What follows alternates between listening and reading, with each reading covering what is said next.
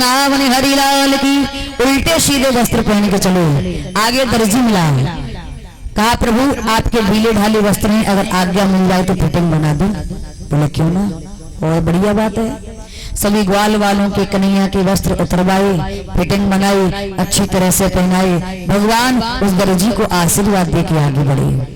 जब और आगे बढ़े हैं, 3 अंग से टेढ़ी थी कुब्जा, उसको सीधा किया। प्रभु की भक्ति थी, बहुत कुरूप थी, सीधा ही नहीं बहुत सुंदर किया।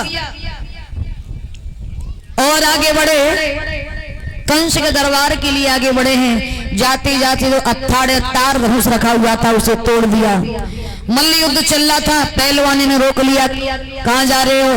बोले मामा के दरबार में। ऐसे नहीं जाओगे, पहले हमसे युद्ध करो और तब बढ़ो आगे। भगवान कन्हैया बड़े भैया बलराम युद्ध करने लगे हैं। एक एक करके सभी पहलवानों को पछाड़ दिया, सबको मार दिया।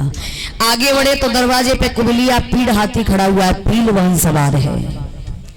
पीलवान सवार है, कुबलिया पीड़ हाथी खड़ा हुआ है। कन्हैया को रोका, कहां जा रहे हो?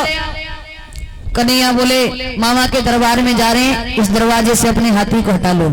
पीलवान कहने लगा दम है तो इसे हटा दो और चले जाओ।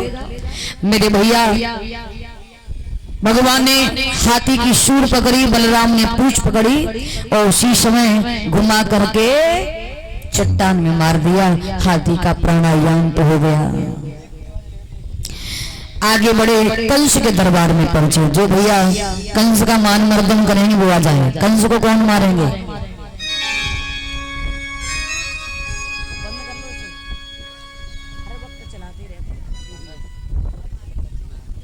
हाँ सुभाष भैया, कौन मारेंगे कंस को?